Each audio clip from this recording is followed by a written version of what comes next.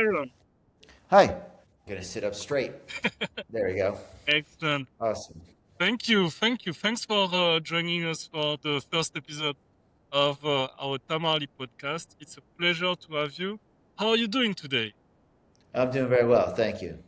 Excellent. So, Ron, we had the opportunity to meet each other when we organized that event this October for Broadwalk and other fintech companies.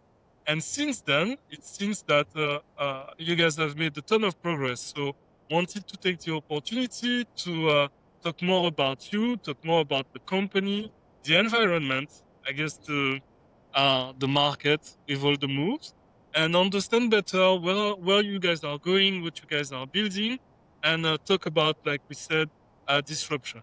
How you are disrupting this municipal bond market that seems to be a bit asleep before your arrival. Would that work with you? Wonderful. Yeah, thank you. Excellent. So maybe we can start with a little introduction. If you can tell us a little bit about you. We know that you're the CRO of Lancaster Systematic. Let's start with Ron, and then we talk a little bit about the company. Okay, thanks. So a little bit about myself is I spent time both at startups early in my career and big banks. Credit Suisse, 11 years at Goldman, where I ran equities for the private wealth business, and 3 years at Morgan Stanley. Went on to a couple of other things, and then co-founded Lancaster, and very excited to be here with you today. Oh, other things on the personal side.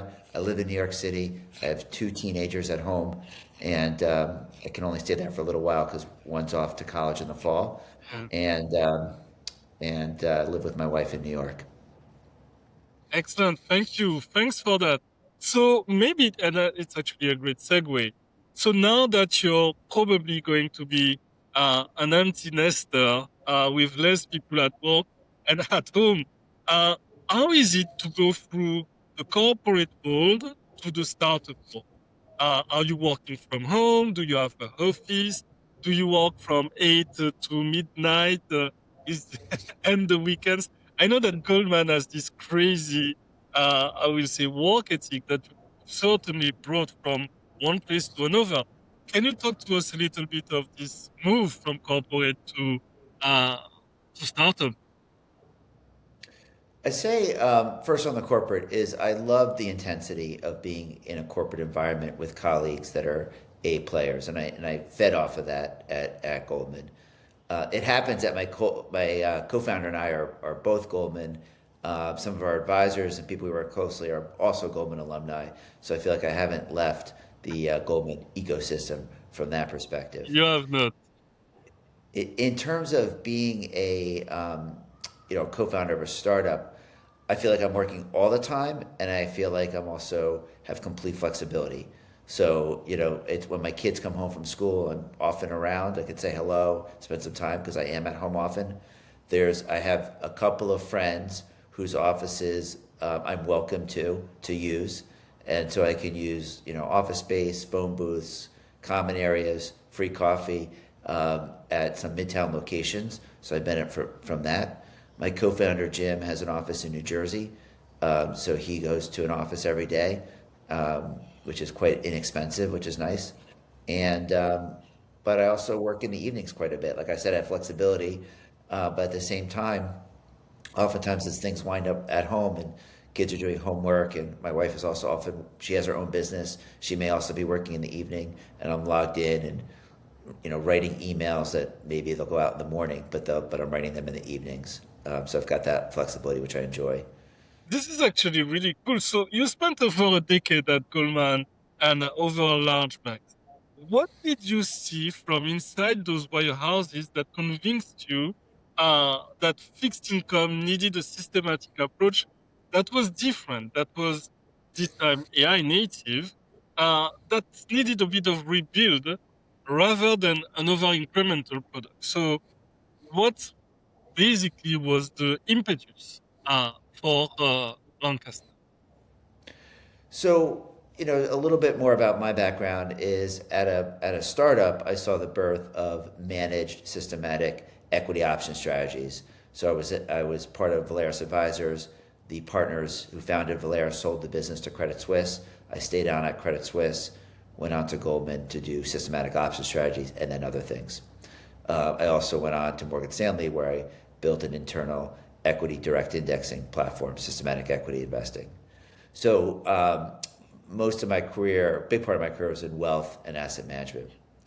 So when Jim Perello, who has a fixed income market structure background, building technology for market making, um, suggested that there was this opportunity, not suggested, he had a very strong thesis that I'd be working on, that there's an opportunity to build a fully automated systematic fixed income manager. I said, wow, this is exactly what I've done in equities, but for fixed income. Yeah, There's a real opportunity here. And so we very much saw that vision.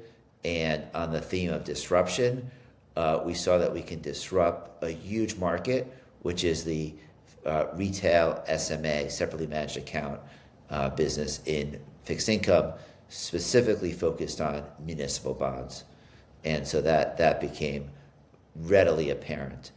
And I'll also add, excuse the long answer, that I did see at Goldman specifically how under-resourced fixed income businesses, fixed income asset managers can be, where it's generally viewed as a low-fee business that runs very nicely, very human intensive, and it's clear to see the opportunity to replace people with technology as we move into more of an AI-driven world. excellent, excellent. So actually, this is the perfect time to talk about Lancaster. So what is it that you guys do in a nutshell? So let's start with something that can be understood by the broader world, and then we'll deep into the details, maybe from professionals, technology professionals, investment professionals. But if you needed to explain it to someone that has no idea of what municipal bonds are, let's start with the product, and then how they're traded, and what your solution is doing. So let's make sure that it's understandable for the greater public and the greater audience. Great. So I'll take it in exactly that order. What is a municipal bond? How are they traded? And then what we do, what our platform is. So municipal bonds are securities or public securities that are issued by entities that are public entities, whether it's a water authority in a county or a state or a city or a school board. They issue bonds to raise money, and the federal government gives these bonds a tax advantage. They're not taxed at the federal level. The income is not taxed at the federal level, and often for state tax purposes, they're also exempt when you invest in your local bonds.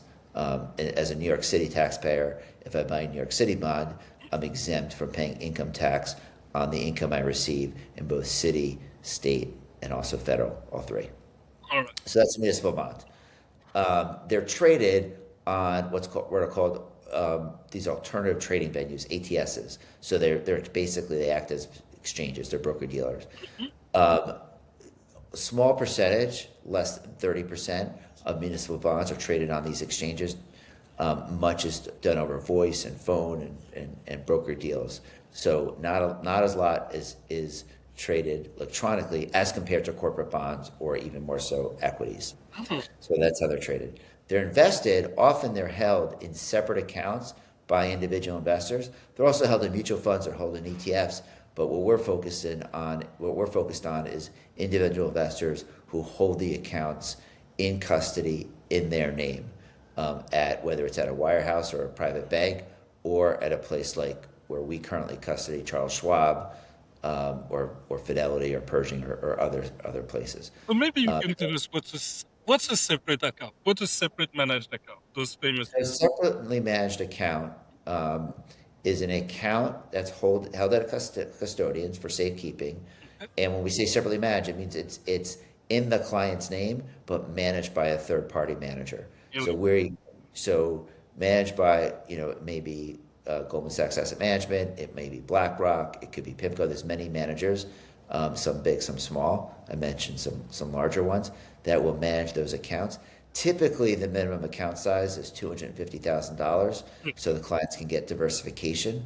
Mhm. So it's generally considered a high net worth product. Yeah. Account sizes of $250,000 or more. But the advantage is clients own those bonds. They're safe and secure for them. They receive all the benefits, all the tax advantages, and don't have noise that they would have if they were part of a commingled vehicle from other people trading in and out of the securities. They own those bonds. And the manager has total freedom to buy and sell whatever securities it deems, I will say, fit for that account, right?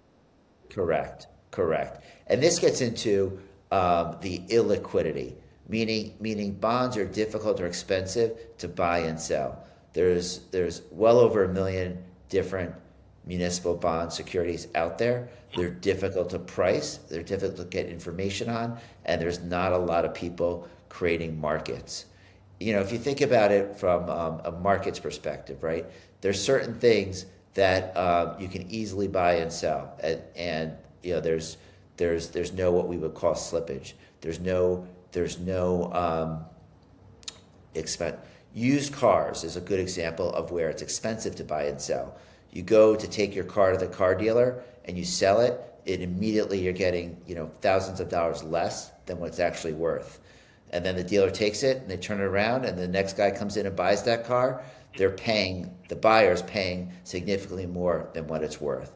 But the dealer, the car dealer is creating a market, right? They're facilitating the buying and selling of automobiles such that people can quickly sell their cars and other people can come in quickly and buy a used car. That's an illiquid market. And municipal bonds have that characteristic. It's an illiquid market. They're expensive for people to buy. They pay more than they're theoretically worth. And when they go to sell it, they get less than what they're theoretically worth. And so what bond managers do is they avoid selling and buying often. So they buy and hold to maturity. That's typically what they do for their clients. They're nice, safe, diversified portfolios where they buy and they hold. And if they go to sell, they know it's expensive. When they need to buy bonds, they know it's expensive, so they avoid doing that too often. That's the market as it exists today. Got you. So, what is it that you're doing that changes that? Because if people generally buy and sell to hold, why provide liquidity?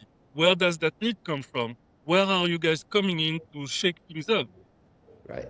So first, you know, where we are in our journey and what we've built. Mhm. So we started building in November of 2024. So we've been building for a while, and we've launched in March of 2026. So we recently launched, and so I explained the illiquidity in the bond market. I've explained how manual it is how human intensive it is to manage these $250,000 portfolios. So first and foremost, we built a platform that fully automates the entire investment process from beginning to end, ensuring that clients are diversified, ensuring that clients are properly allocated to bond, making sure that we meet the client's investment criteria, which in our case is usually investment grade only, high quality, low probability of default bonds. Also, we have to carefully manage the investment, the interest rate risk in every bond. So we fully automated the platform from beginning to end. So that is in and of itself an accomplishment, which is extremely scalable and takes the humans out of the process. So it can be managed with far less people. That's first and foremost.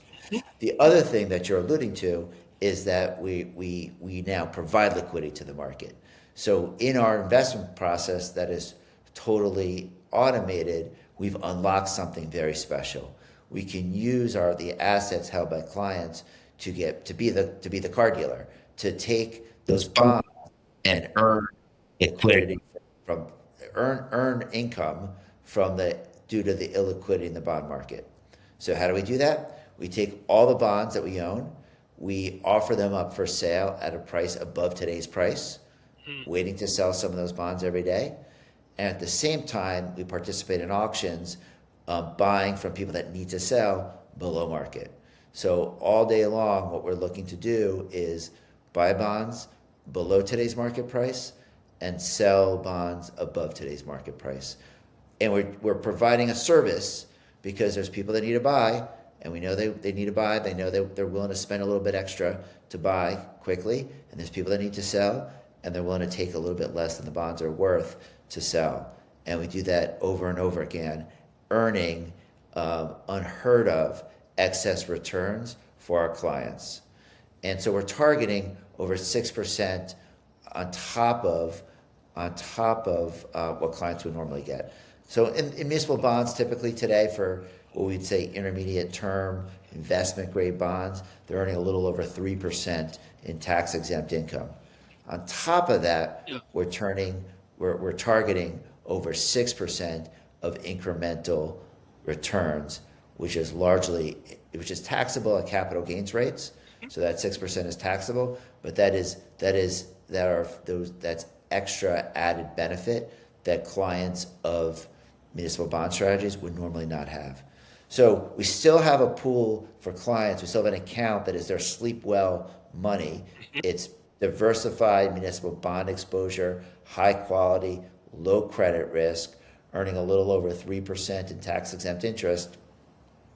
On top of that, we're adding this layer of additional returns of over 6% per year. That's what we're targeting. Interesting. So this 6% on top of my 3%, they come from your ability to trade more bonds than others would do. Do I get that right? Yeah, so instead of here's the lingo for a second, then I'll explain it. The lingo is instead of price takers, Mhm. we are market makers, right? So most managers, what they're doing, they decide what bond they want to buy, they go and buy it, and they go to the market and they buy it, paying above what it's worth because they want that bond. And then when they need to sell it, they take a bond in their portfolio and they go to sell it, and they get a little bit less than what's worth because they need to sell. We care a lot less about what bond we're buying. All we're focused on is getting this edge, providing the market with liquidity and getting paid to trade the bond. We're doing what like market makers at banks do. We're doing what places like Citadel and Susquehanna, they're focused on corporate bonds predominantly, but we're doing what they're doing, and we're actively trading, providing the market with liquidity. But at the end of the day, we know that this is sleep well money, so the clients end the day with a diversified portfolio of bonds. Now, there's a whole, like, how have we gotten to this point where this is possible, right? There's two parts of that. There's why are markets so wide? Why are they so illiquid? Which I talked about a little bit earlier. And the second is, how can you do this now? Why isn't anybody else doing it? So I'll pause there because I know those are questions that you'll want to cover. But These yeah. are exactly my questions because, yeah, I was thinking, but who else is doing that? How come there is no market makers that realize that, hey, there is an opportunity there, and all those big companies jumping on the opportunity? Where is the disconnect here? So let me start by like who's doing it and where they're doing it, right? So in corporate bonds rather than municipal bonds, there's a lot of people doing it in terms, well, a lot. There's Susquehanna, Jane Street, Citadel, firms like that are active in corporate bonds Mhm. using AI to make markets in bonds. They stay away from municipal bonds for the most part because municipal bonds are difficult to hedge because of the tax exempt nature of the interest.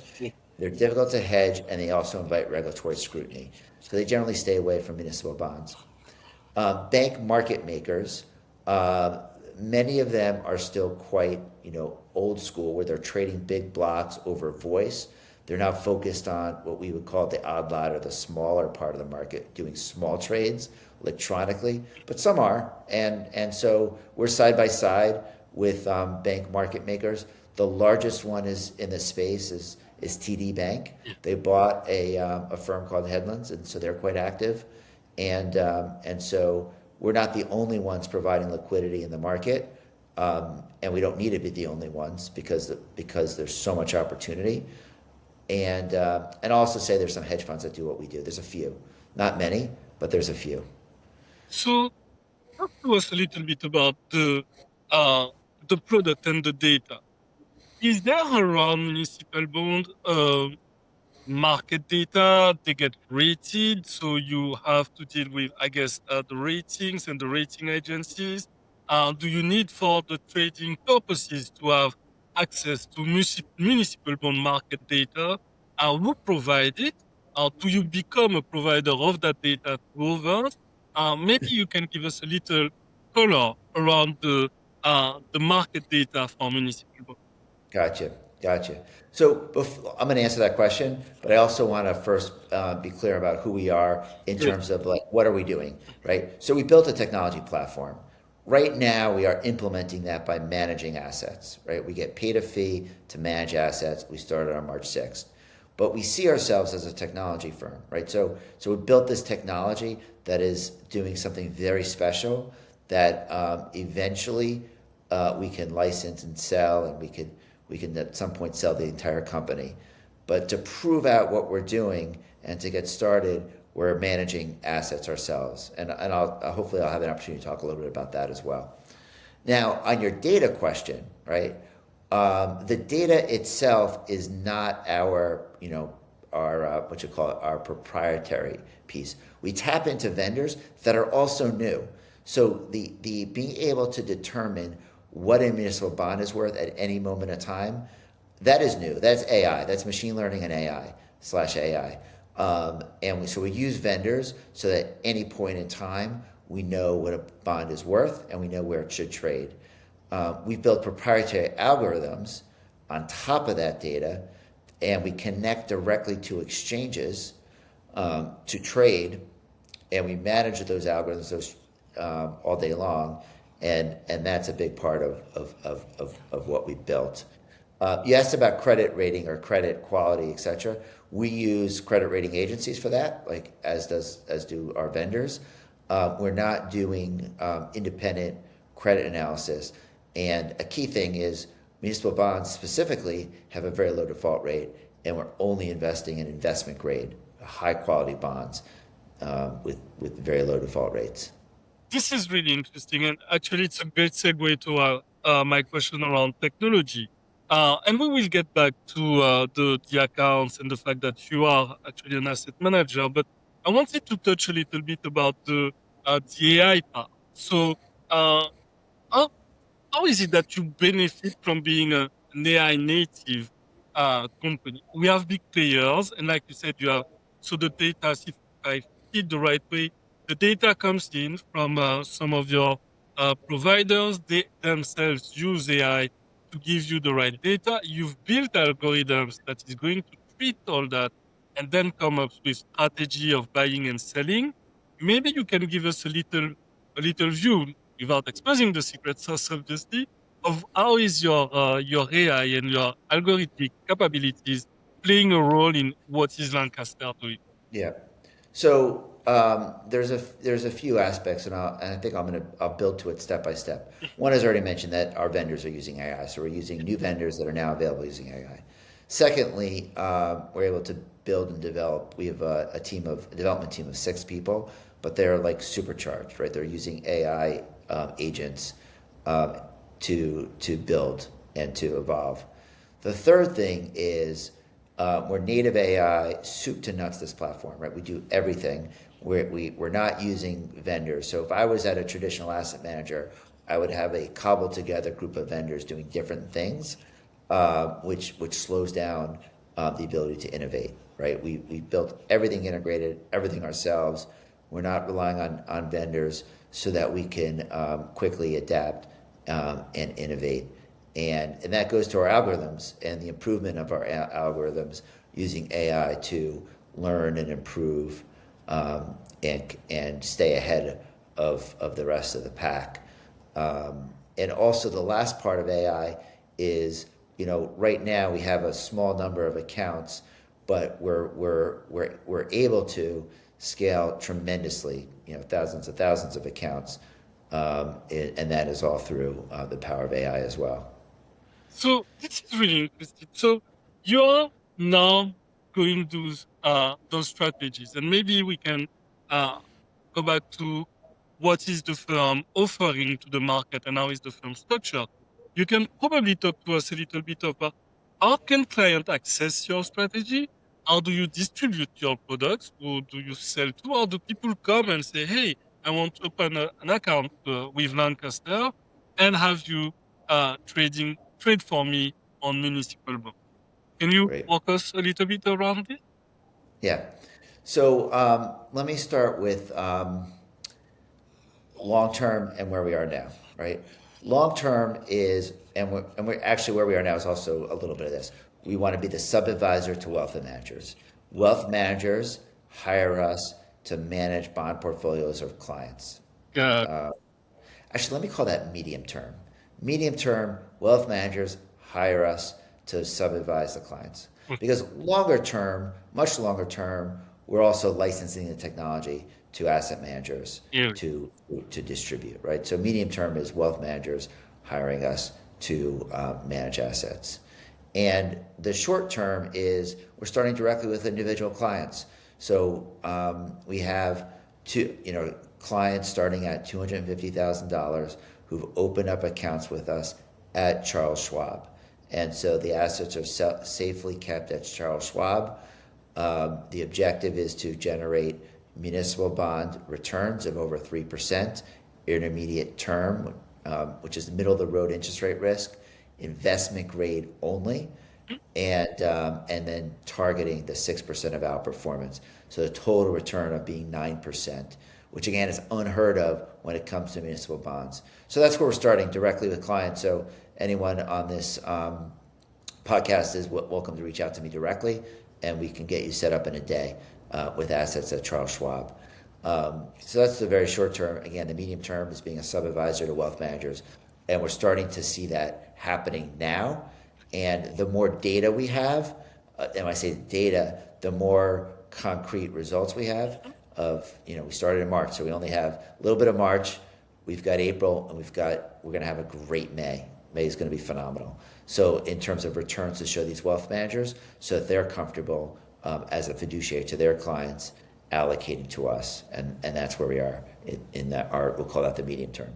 So this is really interesting. So now that you have built the firm, you're going through uh, all those things. So if I open an account, does it mean that you manage everything from onboarding and all the compliance, the KYC, and all those things to the account creation, the trading, the reporting, and the communication with the client? And you mentioned you've done all of that internally without using external vendors.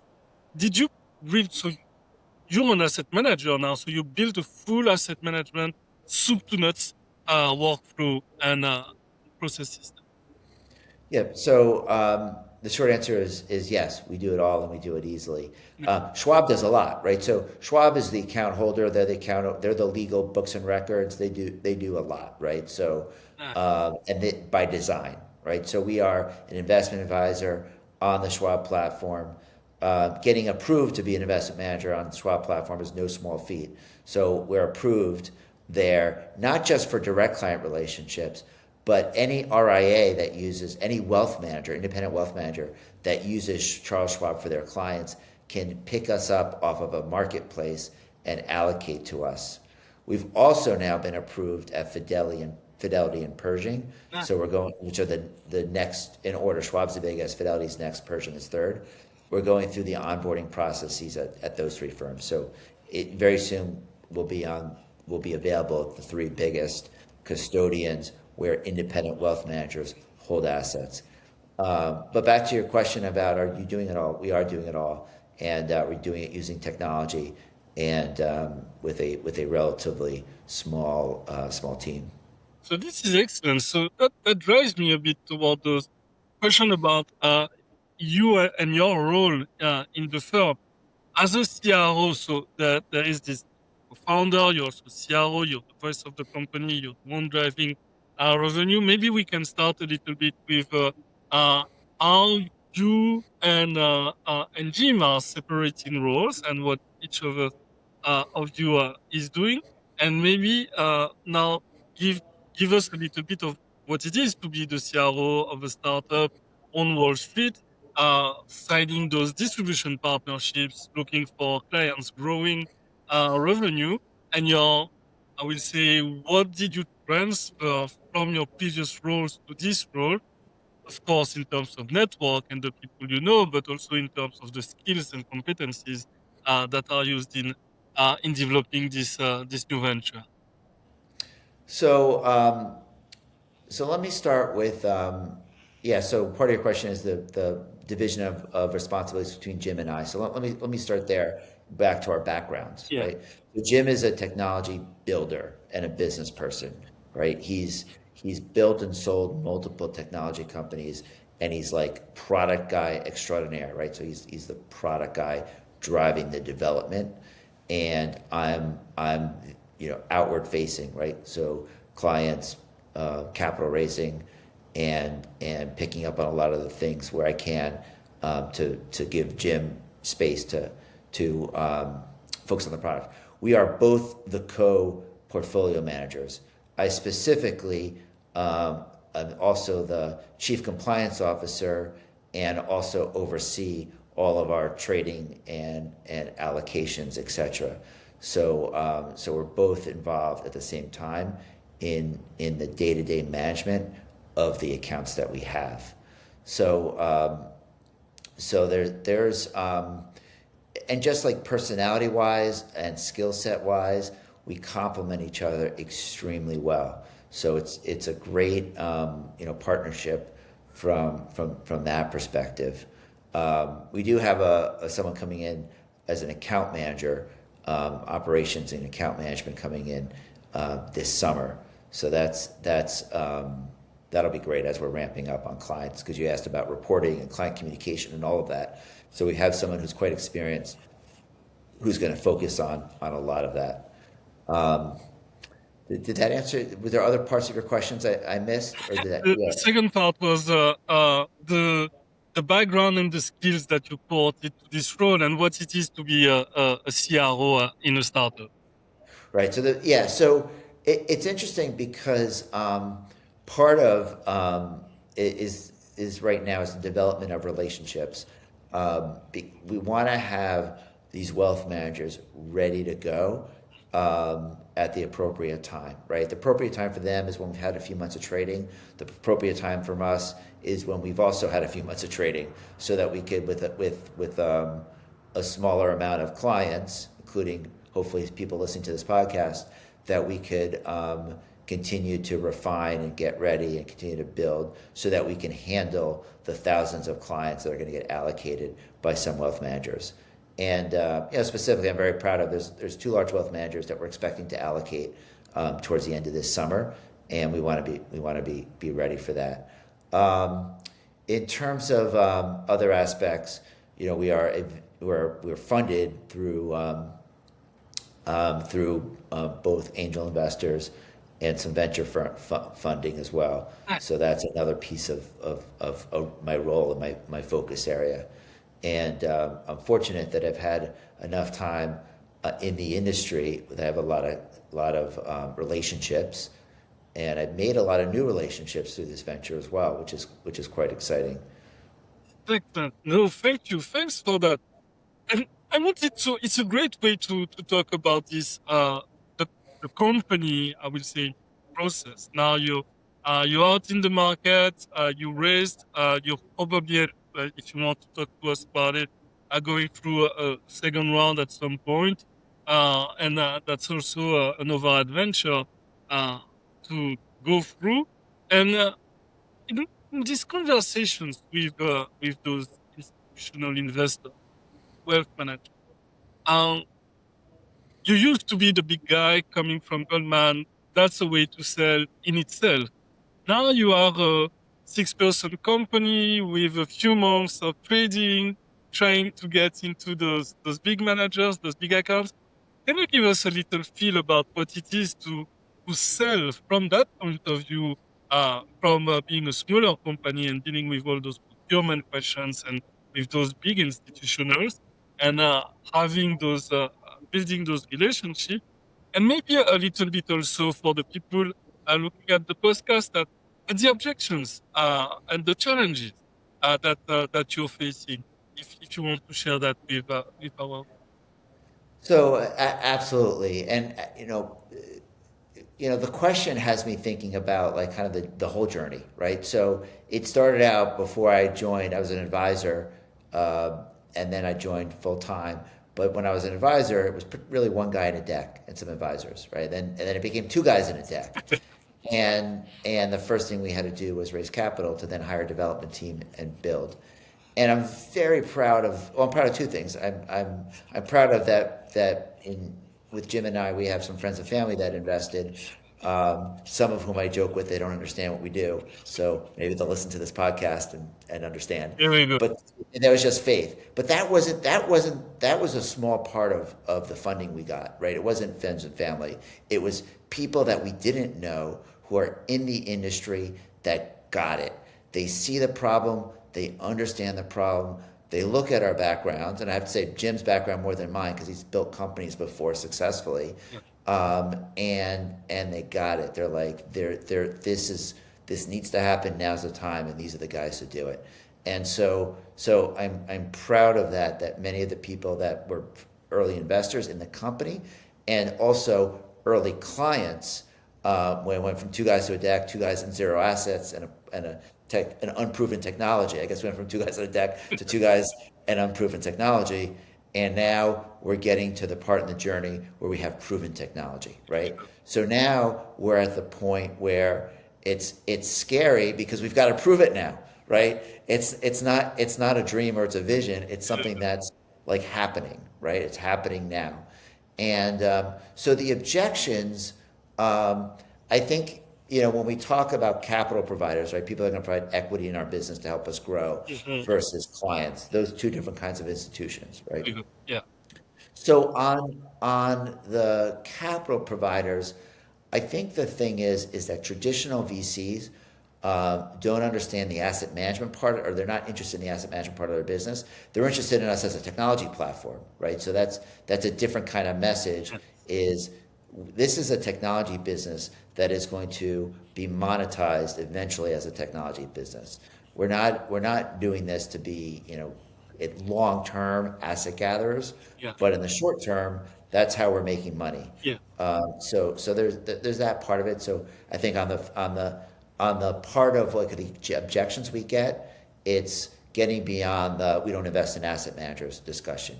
So that's on the institutional venture side of things, right? Mhm. That's one discussion. Yeah.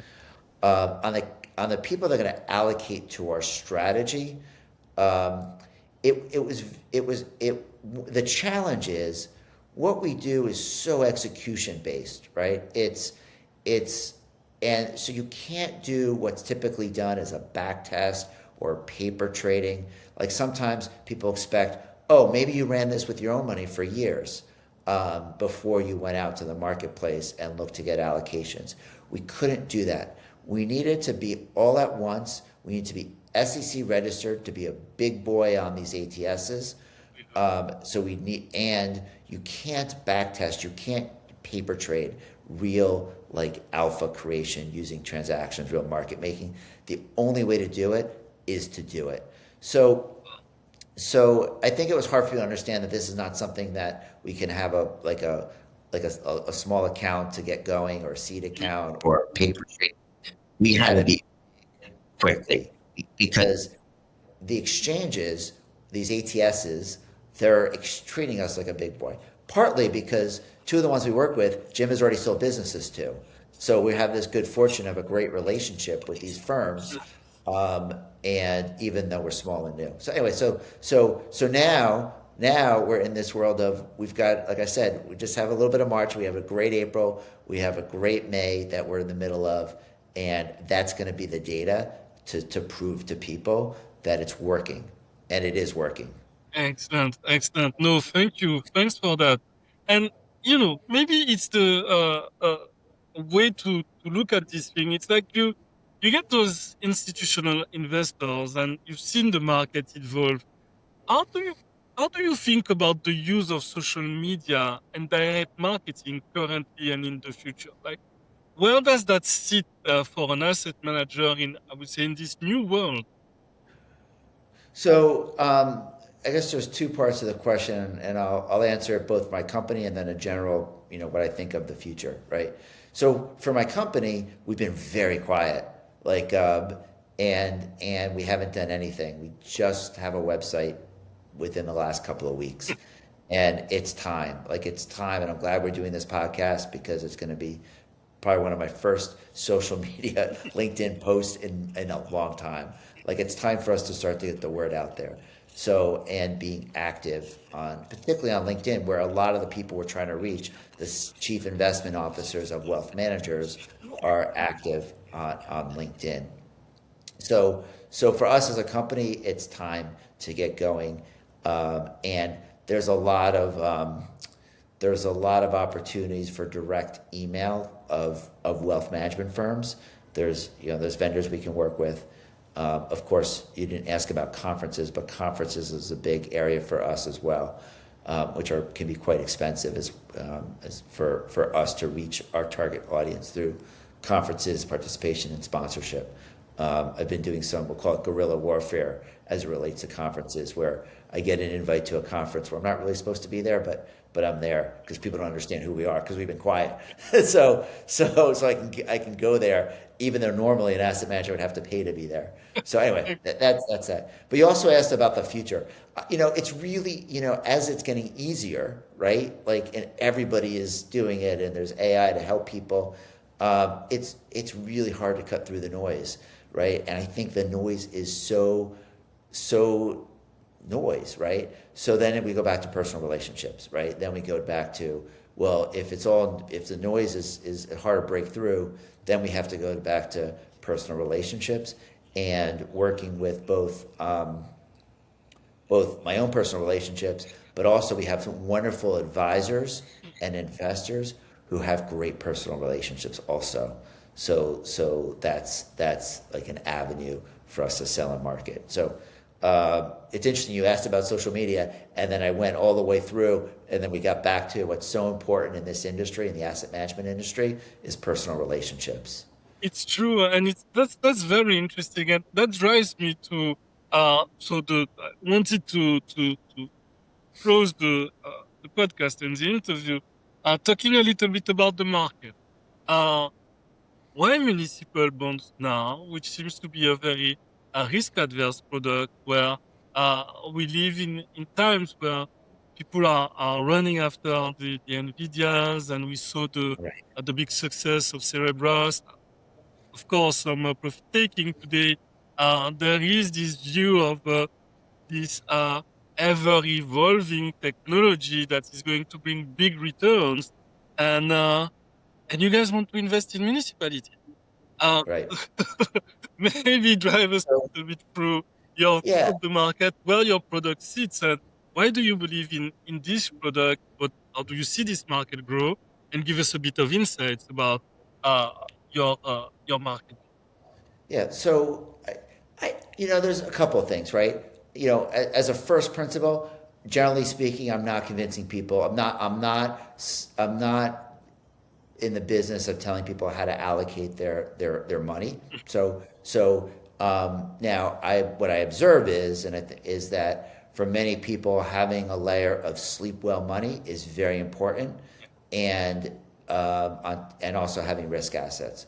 For some people, for different reasons, either because they're very young or very rich, they don't want any sleep well money. It's all risk assets, right? So, but for the sleep well assets, I can't think of a better thing or better opportunity here than what we're doing, because we're taking a low risk, boring asset class that generates meaningful returns pre-tax or tax exempt of a little over 3%, and then we're adding another 6%. The 6% is taxable, but still, even if you take half of that for taxes, Mm. you go from 3% to 3%, another 3% after taxes, so a total of 6% after taxes, with very little risk. Matter of fact, with our strategy, you're in a lower risk profile than a traditional municipal bond manager, and that is compelling for many investors. So everybody except, I'll say, the two people that I just mentioned is the ultra wealthy that could be in all risk assets, Mm. or the um, the very young who should be taking a lot of risk because they've got a lifetime to benefit from risky assets. And when you look at this municipal bond market, we have questions today, and like you said, there are ratings, and of course, there are people looking at the quality of each of them. You mentioned that it's a market where we see a very low default rate.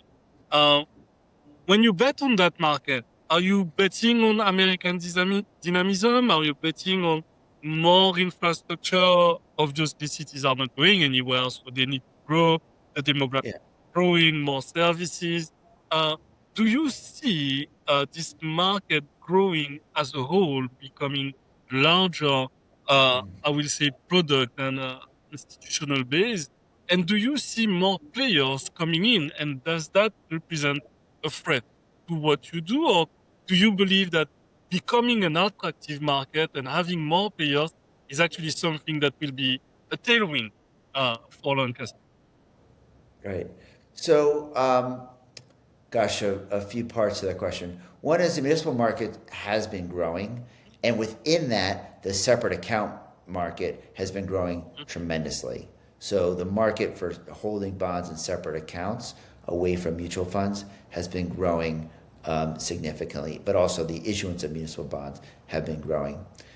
You mentioned like kind of what are we betting on, right? We're investing, we're lending money for all of these projects, for bridges, for tunnels, for Yeah. the borrowers are many, right? Um, and so we're lending money, um, and we're getting paid, a reasonable return of 3% tax exempt, they're a little over 3% tax exempt.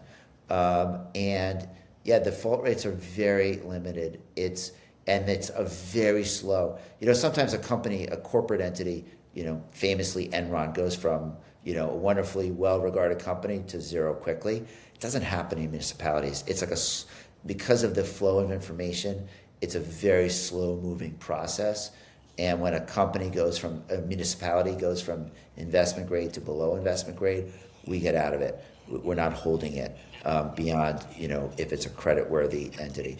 So we're diversified, which helps us protect against default risk, but the risk of default in our strategy is extremely low. And the credit rating agency spent a lot of time evaluating around that. Um, and Do you see new but players, new entrants? Do you feel? Oh, new entrants. Yeah. Yeah, new entrants. So it's interesting about what we're doing, and we use the language of execution alpha and liquidity providing, right? It's going to be new, and I saw this in equity direct indexing, right? I was first exposed to early equity direct indexing in the early 2000s, and now people still talk about it like it's a new thing, because people are still getting exposed to it over 20 years later. So I feel like that's where we are. This is a new thing, a new category that we're talking about. And new firms will come and it'll become a category. It'll be things that people talk about, and it'll be the kind of company or strategy that people are going to want to get access to, either through licensing our technology or buying our company. And that's where we're headed. And I spoke earlier about distribution and relationships, but the big asset managers, they have great relationships, right? They have teams of people that cover every private bank, or every large private bank, and that's eventually where we need to be, is part of a large asset manager where there's teams of people that can go talk about our strategy. Either because they're using our technology because they've licensed it, or because they bought our company to use the technology and distribute it. This is excellent because that was exactly where my last questions were going about where you see Lancaster in the future. Maybe if you want to talk a little bit about your next fundraise and what you're going to build in the near future, and finish on the further future, how you see the company growing, what you want to become when you grow up, as um, my daughter say, and that would be the few last words for this podcast. So, so yes, so we're raising money right now. So we're doing our seed round. So it's our third capital round because we did an angel, a pre-seed, and now a seed round. And that's going to get us to profitability. So the plan is to be at profitability, to be cash flow positive by July of next year. And then from there, the next step from a capital perspective is to talk to strategic investors that can help us grow, scale, et cetera. And then in terms of what we're building, where our technology is pointed towards, it's pointed towards keeping our algorithms fresh and ahead of the pack. So back to people following us, we've got a nice head start. We'll stay ahead of the pack. Yeah. And then secondly, building to scale, automated processes, agentic based portfolio management, development, et cetera. And that's kind of the focal point of our development team right now. Any um any inkling to apply that technology to other products, or today you stay focused on municipal? It's interesting because back when we were two guys and a deck, we talked a lot more about corporate bonds or treasuries and automated those processes, particularly as it relates to the asset management processes. Mm-hmm.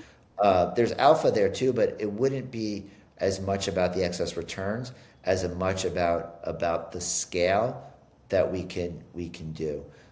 We haven't been talking about that as much because the short-term opportunities in municipal bonds is so big. Yeah. But that is always an area we can pivot to, is corporate bonds and treasuries. Excellent. Thank you, Luke Brown. Thank you so much. This is a For pleasure. Thank you. No, my pleasure. It's been great. So you're first. So we went through the technical problems and troubles together. It's been a pleasure having you. I hope if you are part of any event of New York Tech Week in June, do send it to us. We will Great. feature this podcast in the newsletter on Substack. Will also be on LinkedIn. We are going to send it to our subscribers. Make sure that everybody hear about you, and we are looking forward to probably in the next few months. I hope in September or by December to do another round of that and see how things are working for Lancaster and for you guys. So thank you for the time. Thank you for the insights, and looking forward to hearing more from Lancaster in the future. Thank you so much. If anyone wants to reach out directly, ron@lancaster.am. Ron@lancaster.am is a great way to reach me, or on LinkedIn. And again, thank you. I'm so honored to be the first of many upcoming podcasts. Excellent. So it's exciting. I appreciate it. Thanks, Ron. Awesome.